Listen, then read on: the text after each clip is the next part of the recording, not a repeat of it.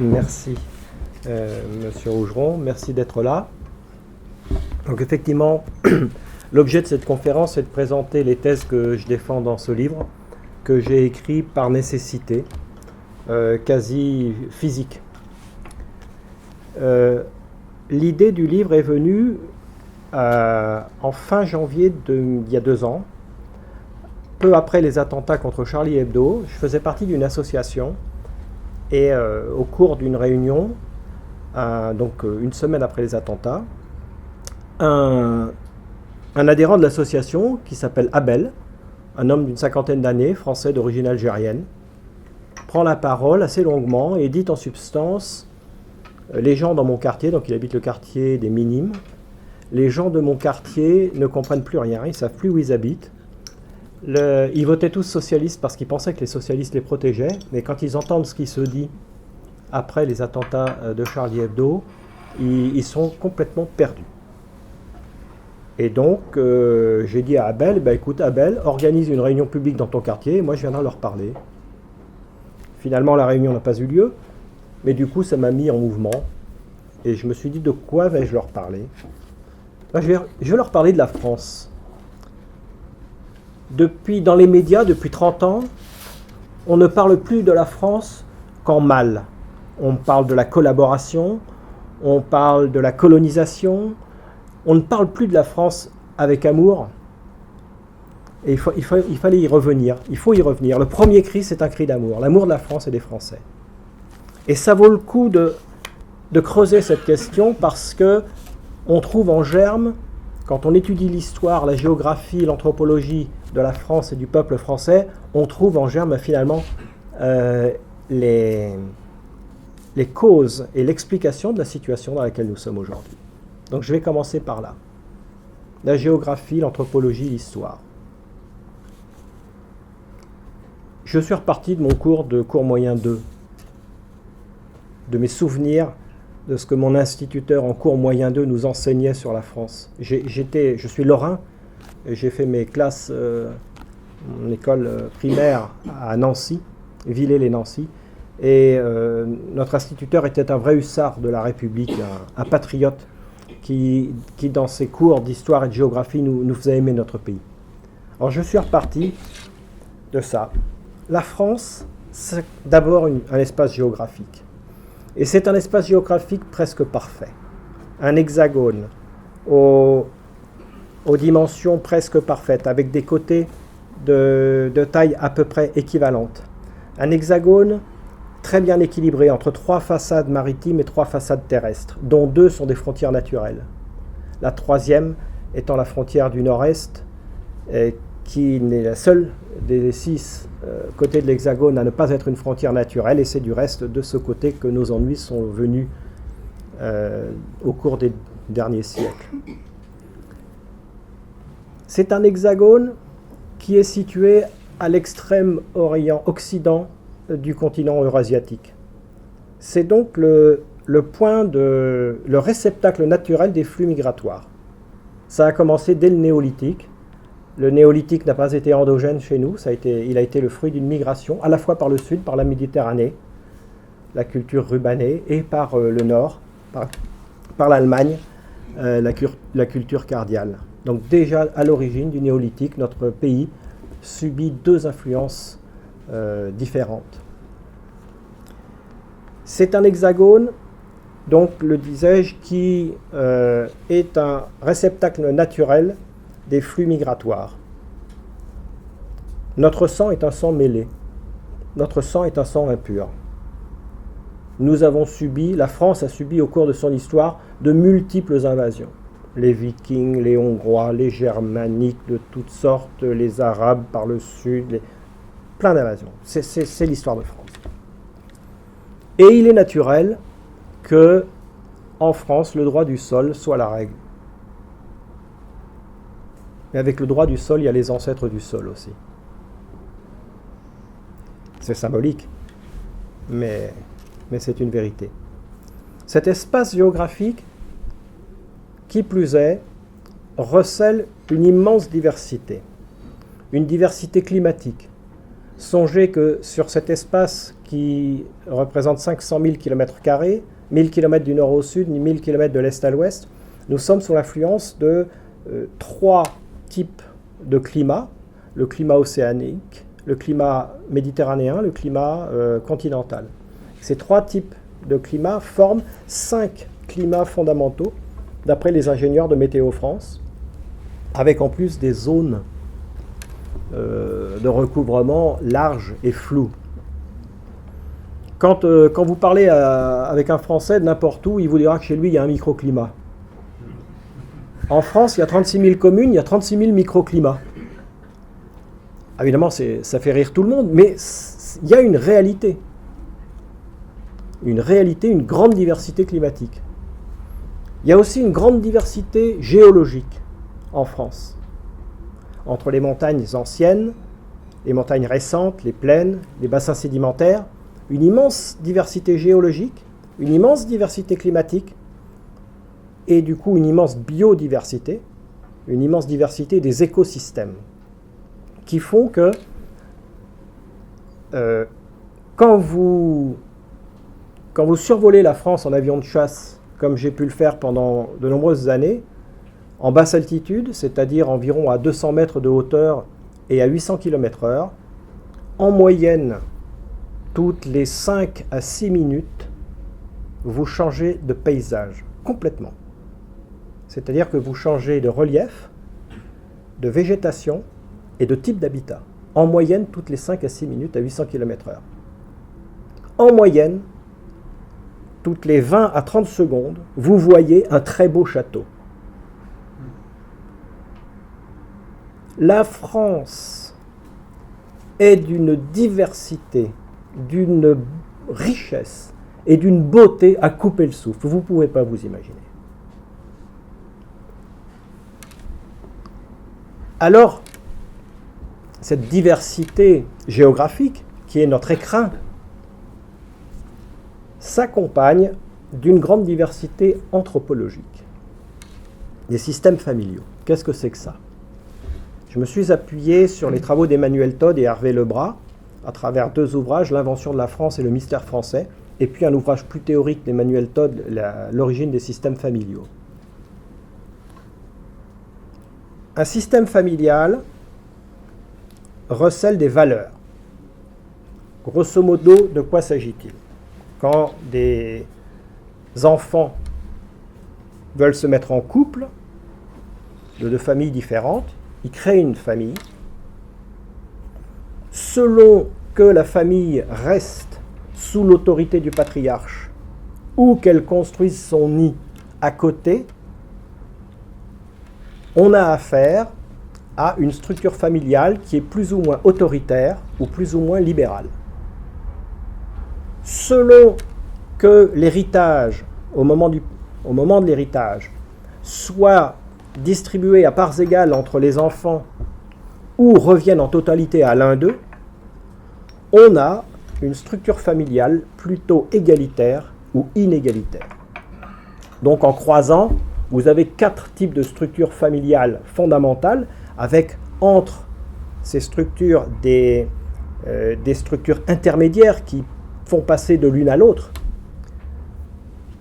Vous avez la famille nucléaire qui est égalitaire, libérale. C'est la famille du grand bassin parisien français, du grand bassin parisien qui s'étend jusque dans le Lyonnais, la Franche-Comté, le Nord. La famille, donc elle est nucléaire, la famille nucléaire égalitaire libérale. La famille souche à l'opposé qui est inégalitaire autoritaire, c'est la famille allemande, c'est la famille japonaise, c'est la famille du sud-ouest de la France ou d'Alsace-Moselle. La famille communautaire qui est égalitaire autoritaire, c'est la famille russe, la famille serbe, la famille chinoise, la famille du milieu de l'Italie, la famille du Vietnam, la famille du Limousin. Et enfin, la famille nucléaire absolue, selon la domination d'Emmanuel Todd, qui est inégalitaire libérale, c'est la famille anglaise et états-unienne. Quand un modèle familial est majoritaire dans un pays, les valeurs qui sont attachées à ce modèle familial. Je ne détaille pas la façon dont ça se passe, les familles communautaires. Si vous lisez le bouquin, vous verrez, c'est très facile à comprendre. Et quand un modèle familial est dominant dans une société, ces valeurs attachées à ce modèle familial irriguent toute la société, quel que soit le système politique. L'Allemagne, anthropologiquement, est inégalitaire, autoritaire. Aujourd'hui, elle est gouvernée par un système politique égalitaire libéral qui lui est imposé. Ben, ça ne se passe pas très bien. Le taux de fécondité est catastrophique en Allemagne. Et c'est lié. Le modèle anglo-saxon, anglais, états-unien, de la famille nucléaire absolue, qui est inégalitaire, libéral, se retrouve dans le modèle économique ultralibéral qui nous est imposé par le monde anglo-saxon. Donc chez eux, ça peut se passer correctement, puisque ça correspond à leurs valeurs. Chez nous, c'est impossible. Sur le long terme, ça ne peut pas durer. Alors qu'en est-il de la France ? Eh bien, d'un point de vue des structures familiales, tandis que des pays comme la Russie, l'Allemagne, les grands pays, sont relativement homogènes d'un point de vue anthropologique, c'est-à-dire que les valeurs les structures familiales sont dominantes, en Allemagne ou en Russie ou en Chine. En France, du point de vue de l'anthropologie, la France ne devrait pas exister. La France est un kaléidoscope anthropologique. Il n'y a pas un peuple français, il y en a 100. Et toute l'histoire de France, c'est ça. Une géographie quasiment parfaite, un écrin parfait, qui invite les gens qui y vivent à se construire un destin commun, à tendre vers l'unité politique, et un peuple, 100 peuples, qui vivent là-dedans et qui sont tentés en permanence par les divisions. L'histoire de France, c'est la lutte entre la nécessité d'une cohésion et la tentation des divisions.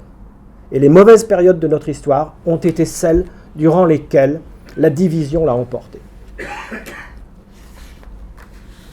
L'histoire de France, c'est la lutte du centre contre la périphérie. Le grand bassin parisien élargi, qui porte les valeurs d'égalité et de liberté, contre la périphérie, qui porte tout autre type de valeurs.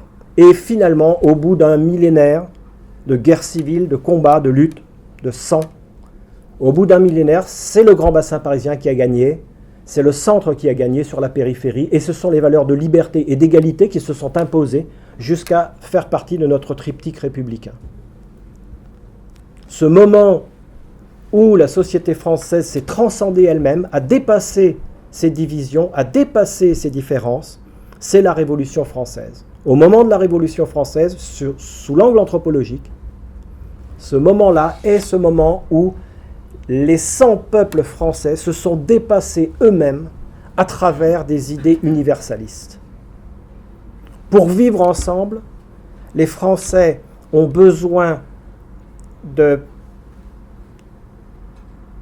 connaître leur diversité, d'accepter leur diversité, et en même temps d'affirmer l'unité de l'homme. La Révolution française, c'est ça, c'est ce moment-là. Alors, après 2 guerres mondiales, dans les instants qui suivirent la seconde, dans les instants de joie et de soulagement qui suivirent la seconde, on nous a fait croire, on nous a raconté une belle histoire, on nous a dit, à nous le peuple français, vous allez vous dépasser encore une fois vers plus d'humanisme, vers plus d'universalisme à l'échelle de l'Europe. On va encore plus loin. On nous a raconté l'histoire que nous avions envie d'entendre en fait. 60 ans plus tard, le constat est là. Désindustrialisation, suicide de paysans, de patrons de PME, d'employés, baisse du niveau salarial, vol de notre industrie de défense. Enfin, le résultat que nous constatons aujourd'hui. Alors d'où ça vient tout ça? C'est le cri de colère. Je ne sais pas si vous connaissez Walter Hallstein. Mais avant de parler de Walter Hallstein, je vais parler de la construction européenne. Rapidement. Pour ce faire, j'ai puisé dans un livre de Gerd Ludenstadt, Europe-Amérique, les relations entre les États-Unis et l'Europe depuis la Seconde Guerre mondiale. Gerd Ludenstadt est l'actuel président du comité Nobel. C'est quelqu'un qui est un atlantiste fervent, un européiste fervent.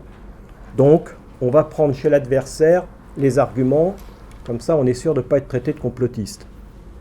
Gerd Ludenstadt l'écrit lui-même dans ce livre. La construction européenne est un projet américain, est un projet sous tutelle américaine, et ce, dès le début. Je ne vais pas développer. C'est écrit dans son livre, j'en cite quelques passages dans le mien. C'est un projet donc de construction fédéraliste sous tutelle américaine, que le général de Gaulle, évidemment, voulait rejeter. Mais il ne pouvait pas quitter la CE à l'époque, puisqu'il avait dans sa majorité des centristes fédéralistes, donc il était coincé. C'est un projet sous tutelle américaine, mais c'est un projet dont les fondements idéologiques puisent cette fois-ci dans des cloaques nauséabonds. Je veux parler du régime nazi. Walter Hallstein a été le premier président de la Commission européenne, mais avant cela, il a eu une carrière sous le Troisième Reich. Il a fait ses études de droit, puis après ses études de droit, il a été invité une année au Karl Wilhelm Institute de Berlin, qui est un institut contrôlé et financé par le cartel IG Farben, le cartel de la pharmacie et de la chimie, qui comprenait trois sociétés, la société BASF, Bayer et Wörth. En 1936, il est nommé doyen de la faculté de droit et d'économie de Rostock. Et après la rencontre de Mussolini et d'Hitler en février 1938, il est envoyé par Hitler avec quelques camarades juristes à Rome pour 3-4 jours afin de travailler avec ses camarades fascistes au droit d'une future Europe, la Neue Europa. Et le 23 janvier 1939, à Rostock, Walter Hallstein prononce un discours intitulé « Le discours de la conquête », évidemment sous le patronage des autorités nazies, discours dans lequel, en novlangue parfaite et sous un angle juridique, il explique que le Troisième Reich et ses camarades italiens vont conquérir l'Europe. En novlangue et sous l'angle du droit. Et voici en particulier les thèses qu'il défend. Il faisait partie d'une association appelée les protecteurs de la loi. Voici ce qu'il dit dans ce discours. La caractéristique la plus remarquable de l'état du droit d'aujourd'hui sera éternellement la politique totale de la loi. Ceci signifie une révolution d'une taille et d'une profondeur sans précédent des systèmes juridiques archaïques, comprendre les systèmes des pays démocratiques qui seront annexés, qui seront conquis, et ce jusque dans leur moindre recoin. Plus loin, selon une loi de la nature qui est innée dans la profession du protecteur de la loi, ce dernier doit finalement être l'architecte responsable de la loi, il décide de tout donc. La création de la loi nouvelle est seulement la tâche des législateurs, et le rôle du juge se limite à l'intégration, le fait de présenter des faits de la vie en vertu des faits qui ont été déterminés par la loi. Qu'est-ce que ça veut dire? Ça veut dire que des gens désignés comme tels, les protecteurs de la loi, seront chargés d'écrire les lois, et plus du tout des gens élus par le peuple, par exemple, et qu'ensuite les États devront appliquer les lois écrites. On retrouve cette idée de gens qui ne sont élus par personne et qui dictent les lois à tout le monde dans la haute autorité de la CECA, la Communauté économique du charbon et l'acier, dans ses articles 9 et 14. On retrouve la même idée dans le traité de l'Union européenne, article 17, sur la Commission européenne. C'est la même idée. Je vous lirai tout à l'heure l'article 17, une partie de l'article 17 du traité sur l'Union européenne. L'idée d'un groupe de juristes, d'un groupe de personnes qui décident des lois pour tout le monde et qui les font appliquer. Cette idée que l'on trouve dans le discours de la conquête, finalement traverse et structure toute la construction européenne. Voici ce que Walter Hallstein écrit dans un livre intitulé « La communauté européenne », donc à la fin de son mandat de président de la Commission. Chaque action commence avec la Commission. La Commission est l'élément le plus original de l'organisation de la communauté et qui n'a aucun précédent direct dans l'histoire. Sa fonction est de représenter la communauté à l'intérieur et à l'extérieur. La Commission est indépendante des gouvernements des États membres. La Commission possède le monopole de l'initiative législative. Il l'écrit lui-même. Et on retrouve ça aujourd'hui dans l'article 17. Je ne sais pas si vous connaissez le traité de Lisbonne. En fait, il se compose de deux traités, le traité sur l'Union européenne et le traité sur le fonctionnement de l'Union européenne. Je vais parler de deux articles. Le premier, c'est donc l'article 17 qui traite des responsabilités et des prérogatives de la Commission. Article 17 du TUE. La Commission, donc, elle exécute le budget et gère les programmes. Elle exerce des fonctions de coordination, d'exécution, de gestion. Ça s'appelle le pouvoir exécutif. Quand on exécute le budget et qu'on gère les programmes, c'est qu'on est l'organe exécutif. Un acte législatif de l'Union ne peut être adopté que sur proposition de la Commission. Donc elle possède le monopole du pouvoir de l'initiative législative. Elle a le pouvoir, elle est l'organe exécutif, elle a le monopole de l'initiative législative. Elle veille à l'application des traités ainsi que des mesures adoptées par les institutions en vertu de ceux-ci. Elle surveille l'application du droit de l'Union sous le contrôle de la Cour de justice de l'Union. Donc elle a un droit de regard sur le judiciaire. Ça commence à faire beaucoup. Pouvoir exécutif, législatif, regard sur le judiciaire, ce qui lui vaut d'ailleurs le surnom de gardienne des traités. Ça s'appelle un dictateur. Elle prend les initiatives de programmation annuelle et pluriannuelle de l'Union pour parvenir à des accords interinstitutionnels, ce qui signifie qu'elle a la maîtrise du calendrier. C'est normal, elle est le chef. Elle assure la représentation extérieure de l'Union. Et les membres de la Commission sont choisis parmi des personnalités offrant toute garantie d'indépendance vis-à-vis des peuples et des États. La Commission exerce ses responsabilités en pleine indépendance. Les membres de la Commission ne sollicitent ni n'acceptent d'instructions d'aucun gouvernement, institution, organe ou organisme. Donc vous avez des gens désignés, non élus, qui doivent être totalement indépendants des États membres, donc des peuples, et qui détiennent tous les pouvoirs. Ça s'appelle un dictateur. Alors évidemment, si la Commission est le dictateur institutionnel de l'Union, dans les faits, les choses sont un peu plus complexes dans la mesure où les personnalités des uns et des autres jouent. Et un chef d'État peut avoir une certaine influence éventuellement. Mais sur le long terme, le chemin est toujours le même. Sur le long terme, même s'il y a des reculs de temps en temps, la voie est tracée vers un ultralibéralisme débridé. Oui, la Commission quand même peut être démise par le Parlement. C'est la seule chose qui la bride.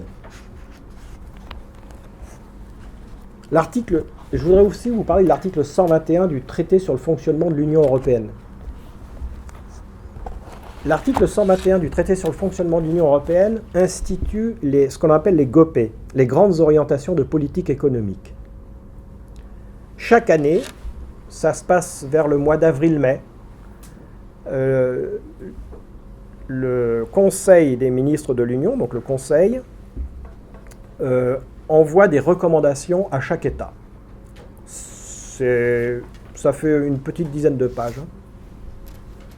Donc c'est facile à lire, on peut les télécharger sur Internet, c'est un format PDF, très facile à lire, 6 pages, 10 pages maximum. Et par exemple, dans les GOPÉ 2014, il y avait la loi Macron. Dans les GOPÉ 2015, 2015, il y avait la loi Macron. Dans les GOPÉ 2016, il y avait la loi El Khomri. Il y a aussi des choses comme il faut que l'État français réduise ses subventions, ses dotations aux collectivités locales. Ça, c'était dans les GOPÉ de cette année 2016 et dans celle de 2015. Dans les GOPÉ 2016, il est écrit qu'il y a trop de PME en France. Ça nuit à la productivité, à la compétitivité, pardon.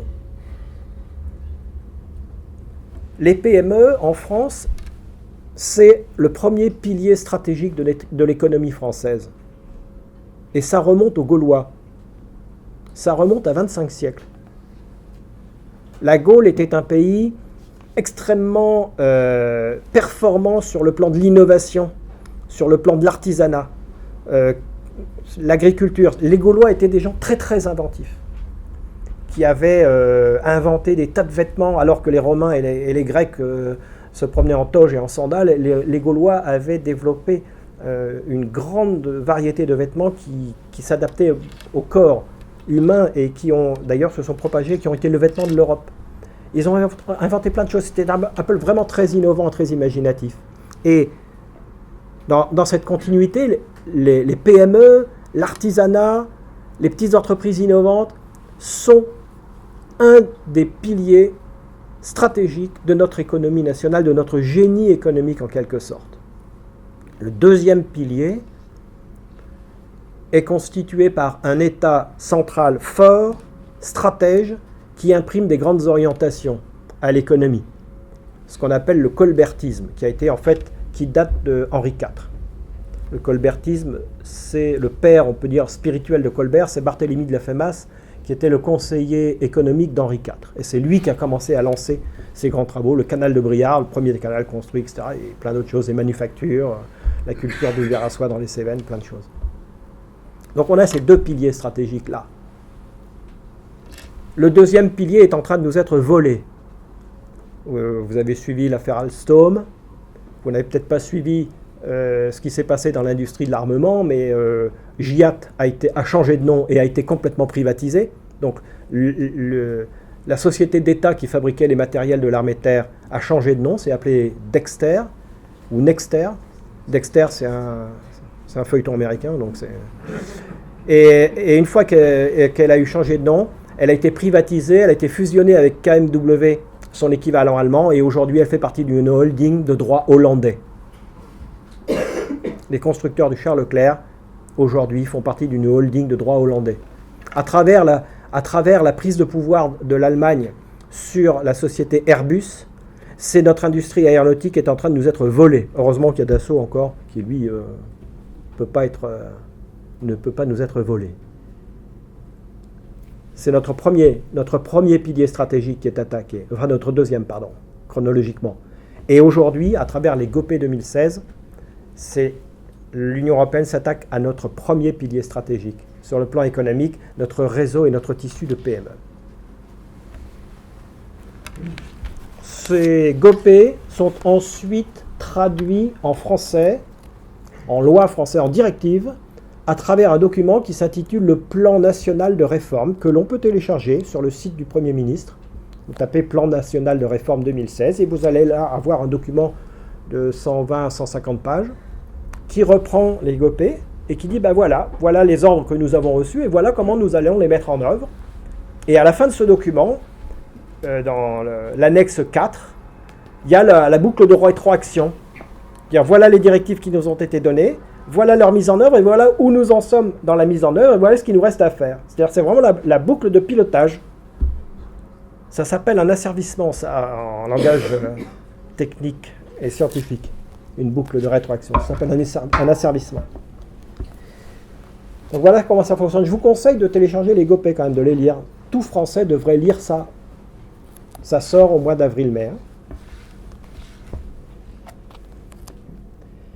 Alors, à partir du moment où la politique est décidée ailleurs qu'en France, que reste-t-il aux hommes politiques en France? Du théâtre. Ils font du théâtre. Mais c'est difficile, parce que ça a ses limites. Quand, en 1983, François Mitterrand, élu par les classes ouvrières, trahit la classe ouvrière, quand il opère ce qu'on a appelé le tournant de la rigueur, qui est la rigueur pour les pauvres, hein, pas pour les milliardaires, quand il opère cette trahison-là, il faut bien faire passer la pilule.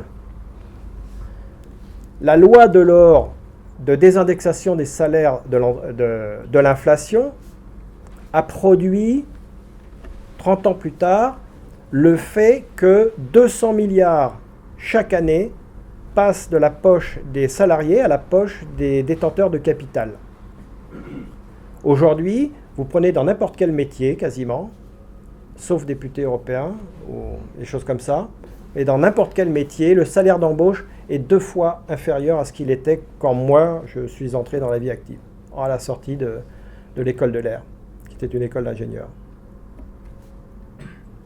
Dans tous les métiers, vous prenez infirmier, infirmière, instituteur, ingénieur, les salaires d'embauche ont été divisés par 2 en l'espace de 30 ans, 40 ans. Alors quand Mitterrand a fait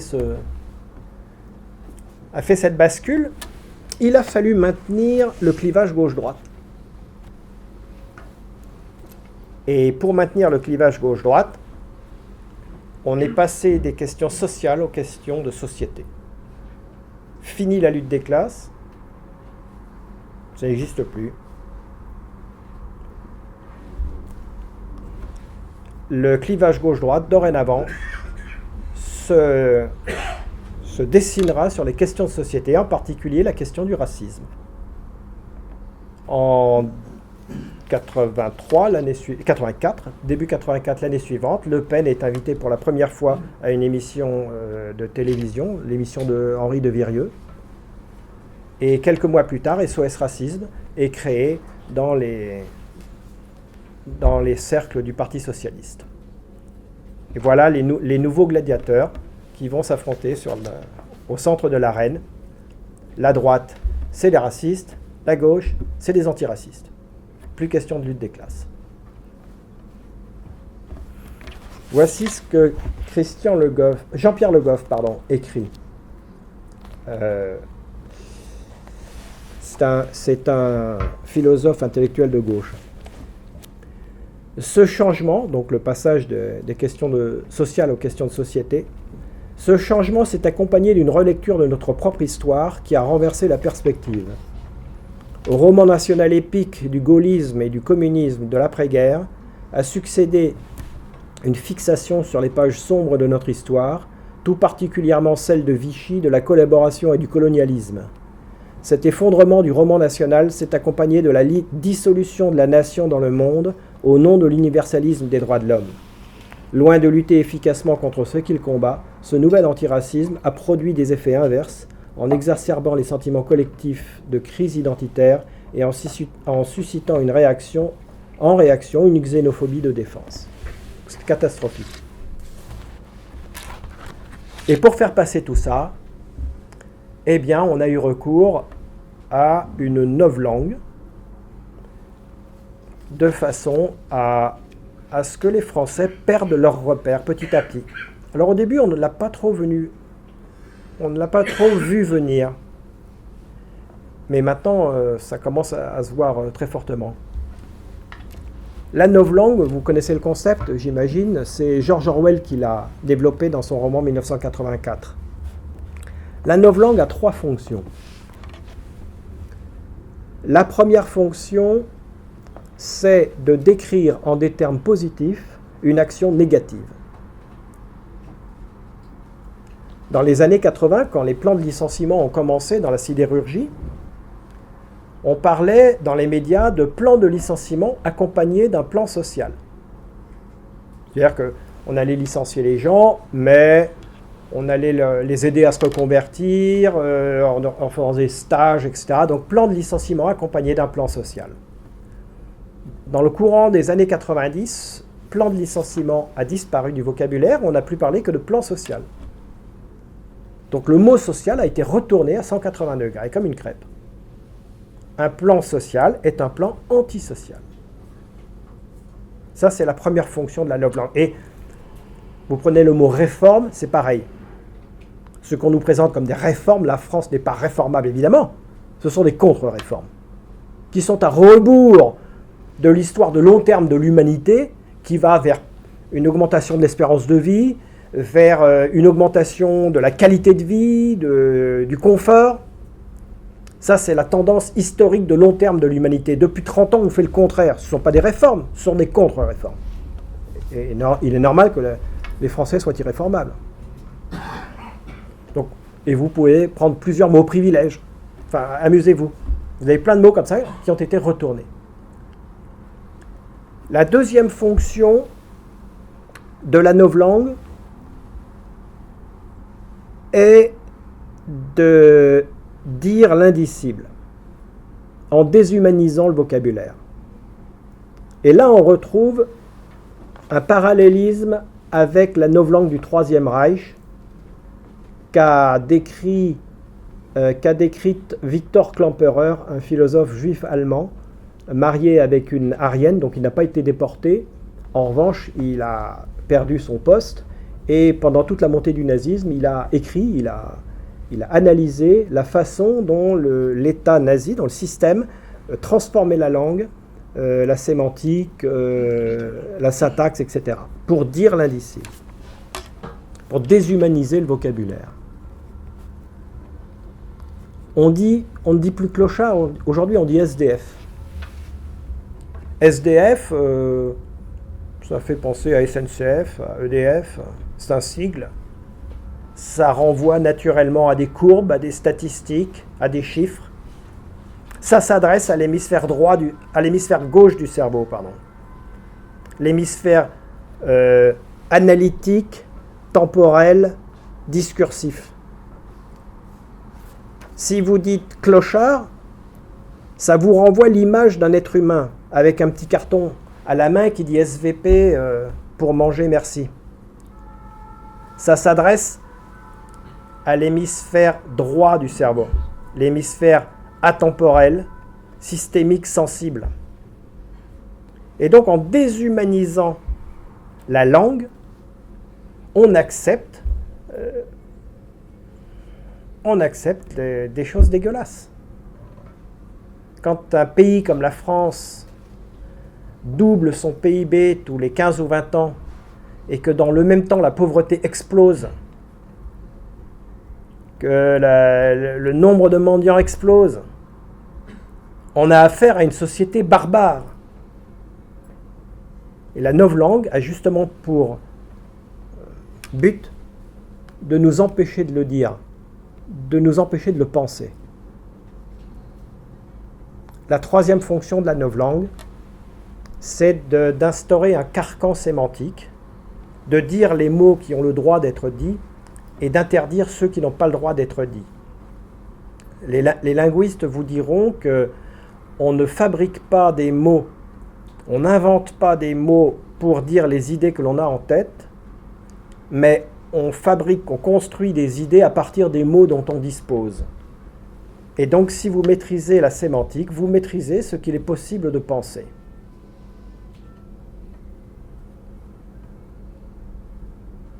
Et deux précautions valant mieux qu'une, il y a des choses qui sont absolument interdites de penser, et pour ça, il y a le gardien qui est là et qui s'appelle le Front National. Le mauvais messager. L'idée est simple. Pour discréditer une idée, on fait porter cette idée par un messager répulsif, et en associant le messager et l'idée devient répulsive.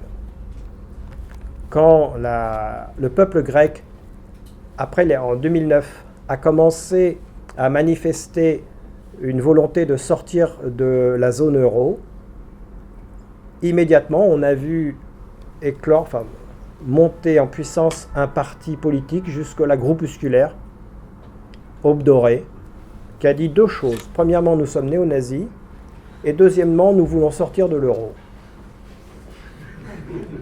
Donc là, les médias se sont emparés, la machine médiatique s'est mise en marche. Si vous voulez sortir de l'euro, c'est que vous êtes néo-nazi.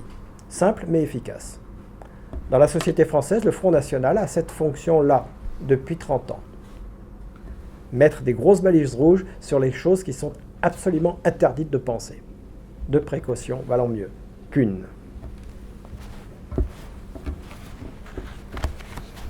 Alors évidemment, il va bien falloir se sortir de tout ça. Il y a des éléments d'espoir quand même. Il y a des raisons d'espérer. La première raison d'espérer, c'est que tout n'est pas encore détruit et que nos infrastructures sont bonnes, que la France est une très grande biodiversité, je l'ai dit, et donc finalement nous n'avons besoin de personne pour nous en sortir. Ça, c'est la première raison d'espérer. Si nous le décidons, nous pouvons nous en sortir tout seuls. Nous avons tout ce qu'il faut en France pour nous en sortir. Nous avons des écosystèmes variés. Nous pouvons nourrir la population française entièrement en biologique, d'autant que les techniques progressent dans ce domaine. L'agriculture biologique, c'est l'agriculture de la connaissance, celle qui est développée dans les facultés d'écologie, de biologie. Nous avons tout pour le faire. Nous avons un réseau de grandes écoles, un tissu de grandes écoles performantes qui forment des ingénieurs brillants de qualité. Nous avons un tissu de PME qui n'est pas encore détruit. L'artisanat, il y a tout. La France possède tout pour s'en sortir elle-même. Donc ça, c'est une première raison d'espérer.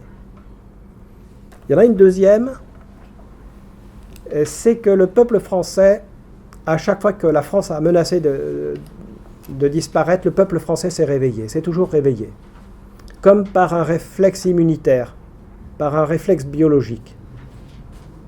Et si vous êtes là aujourd'hui, ce soir, eh bien c'est justement parce que vous faites partie de ces anticorps que la France, en tant qu'organisme biologique, met en place des initiatives de débat citoyen, des initiatives d'universités populaires, il y en a plein, partout en France. Et elles se multiplient. Des initiatives pour sortir de l'Union européenne, de l'euro et de l'OTAN, pareil, il y a plein d'associations, de groupes qui se montent et qui se constituent. Donc ça, on sent que les défenses immunitaires de la France sont en train de réagir et de se mettre en marche. Donc ça, c'est une raison d'espérer. Et d'ailleurs, aujourd'hui, c'est marrant parce que les anticorps, le système immunitaire fabrique les anticorps dont il a besoin.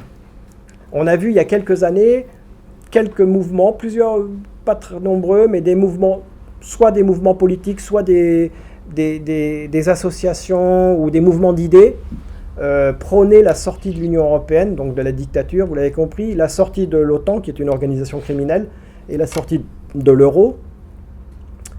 Mais bon, il y a dans ces organisations, parfois il y a des chefs un peu égotiques qui ne veulent pas s'entendre avec les autres et qui disent ils ont qu'à venir sous ma houlette, quoi.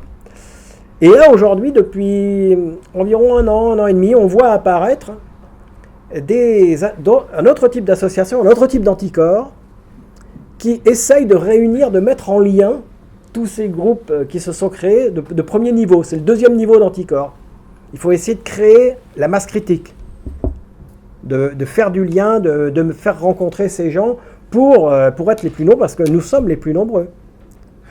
Il faut simplement que nous soyons représentés. Donc c'est une deuxième raison d'espérer. La troisième raison d'espérer, mince, j'ai oublié. C'est pas grave.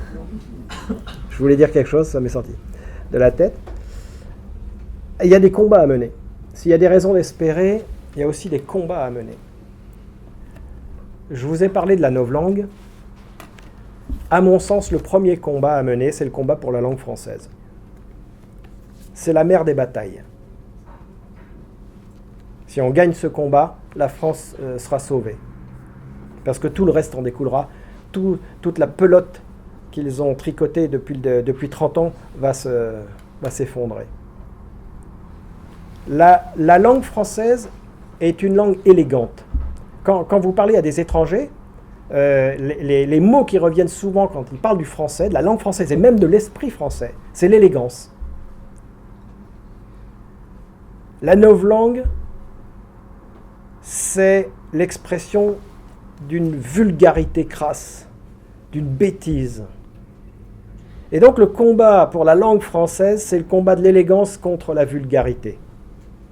C'est le premier combat à mener.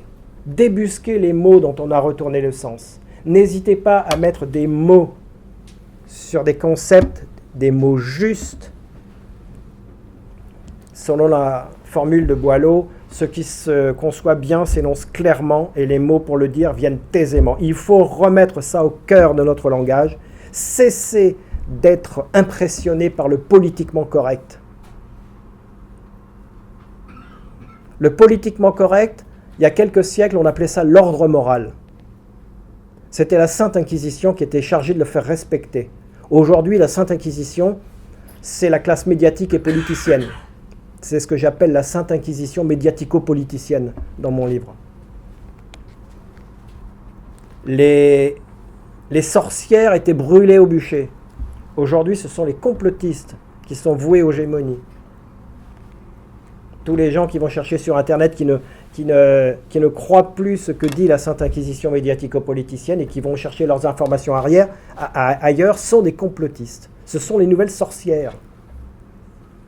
Et d'ailleurs, dans le livre d'Emmanuel Todd et Hervé Lebras, L'invention de la France, ils notent que les endroits, les régions de France où il y a eu le plus de procès en sorcellerie et le plus de bûchers correspondent aux régions de France où le taux d'alphabétisation des femmes était le plus élevé. Les femmes qui lisent sont dangereuses. C'est bien connu. Et ouais. Donc le fait qu'aujourd'hui la Sainte Inquisition médiatico-politicienne vitupère contre la blogosphère, Internet et complotisme, moi je trouve que c'est plutôt une bonne nouvelle et c'est plutôt un indicateur positif. Donc le premier combat, c'est la mère des batailles, le combat pour la novlangue, pour renverser la novlangue et remettre la langue française belle et au centre, quoi. Oui, la troisième raison d'espérer, elle me revient.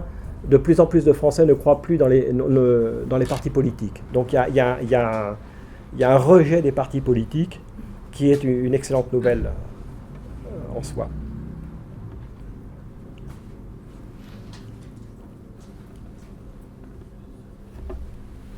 Et ensuite, une fois que... Alors, il va falloir évidemment que ça se fasse, mais je pense que ça se fera. Je ne sais pas si ce sera endogène ou exogène, si le changement nous sera imposé de l'extérieur par une explosion de la zone euro ou de l'Union européenne, par exemple, ou tout simplement par un effondrement du système américain, qui est en cours, hein.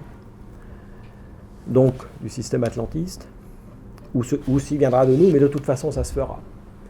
Et il faudra, pour sauver la France, pour se relever, il faudra revenir aux fondamentaux, c'est-à-dire un État fort, centralisé, jacobin, supprimer les régions,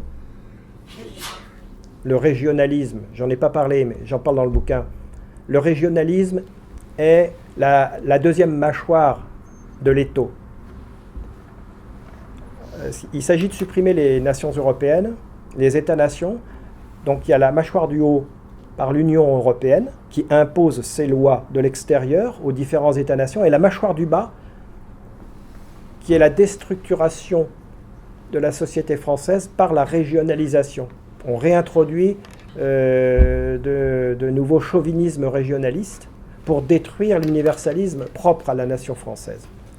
C'est d'ailleurs la même stratégie qu'avait adoptée Rome à l'égard de la Gaule. Exactement la même stratégie. On avait donc la mâchoire du haut, imposition d'une langue, d'une culture et des institutions par le haut. Et mâchoire du bas, segmentation de la société. Donc Rome l'avait fait à sa manière en accordant différents statuts aux différentes régions. Et prélèvement de l'impôt. Aujourd'hui, l'impôt est prélevé grâce au mécanisme de la dette. 52 milliards d'euros chaque année sont consacrés au remboursement des intérêts de la dette. Pas de la dette, des intérêts de la dette. La dette a pour fonction de générer des intérêts qui tombent tous les ans. Et donc, par ce mécanisme-là, les banques anglo-saxonnes en particulier, mais il y en a aussi des françaises, l'oligarchie financière mondialisée prélève l'impôt sur les peuples, et en particulier sur le peuple français. 52 milliards, c'est l'équivalent de l'impôt sur le revenu. Donc il faudra revenir, il faudra donc sortir de l'euro, sortir de l'Union européenne, sortir de l'OTAN, remettre en place un État fort. Il faudra une nouvelle constitution, à l'évidence. Mon opinion est que cette constitution devra s'inspirer fortement de celle de la Ve République, mais en la toilettant et en y mettant des barrières. Et il faudra redéfinir une politique de la France, puisque la France est sortie de l'histoire. Il va falloir qu'elle revienne dans l'histoire, c'est-à-dire qu'elle soit digne d'elle-même et digne de ce que les peuples du monde attendent et espèrent de la France. Les peuples du monde n'espèrent pas, n'attendent pas que la France soit la première puissance militaire du monde, ni les Français d'ailleurs. Sur le plan militaire, la France a vocation à assurer sa défense et sa sécurité. Sur le plan économique, la France a vocation à être autosuffisante le plus possible et à échanger avec les autres, mais de manière équilibrée. Il va falloir revoir les échanges commerciaux. Pour l'instant, l'OMC fonctionne sur des règles ultralibérales. Il va falloir repenser tout ça une fois que le capitalisme va s'effondrer. Il va falloir repenser tout ça et fonctionner non plus, fonctionner sur une base d'équilibre. Ce n'est pas le commerce qui crée la paix, contrairement à la doxa ultralibérale, c'est l'équilibre. Il y a eu la paix pendant la guerre froide parce qu'il y avait un équilibre de la terreur. Bon, ce n'est pas le meilleur équilibre qu'on puisse trouver, mais c'est un équilibre. Et si vous prenez dans tous les phénomènes physiques, quand vous avez une grosse différence de potentiel électrique entre les nuages, l'atmosphère et le sol, ça crée des éclairs. Quand vous avez une grosse différence de pression atmosphérique entre la Méditerranée et la région, le Lyonnais, ça crée le Mistral. Quand vous avez une grosse différence de salinité entre deux organes de votre corps séparés par une paroi osmotique, ça crée des transferts d'eau, etc., etc. Ce sont les déséquilibres qui créent la violence, qui créent les transferts, qui créent les flux. Et les équilibres créent la paix. Donc c'est ça, il va falloir travailler à ça. Et donc, je disais, la France n'a pas vocation à être la première puissance militaire du monde, elle n'a pas vocation à être la première puissance économique du monde. En revanche, elle a vocation à porter sa voix dans le monde. Et ce que les autres attendent de nous, c'est notre voix. Notre voix avec notre belle langue. La France a vocation à dire au monde la liberté des hommes, la liberté des peuples, l'émancipation des peuples, la souveraineté des peuples. C'est ça la vocation de la France dans le monde. Et quand nous aurons recouvré notre souveraineté populaire, que nous pourrons de nouveau parler au nom de la France, alors j'en suis certain, des drapeaux bleu, blanc, rouge flotteront dans une bonne proportion des capitales du monde. Je vous remercie.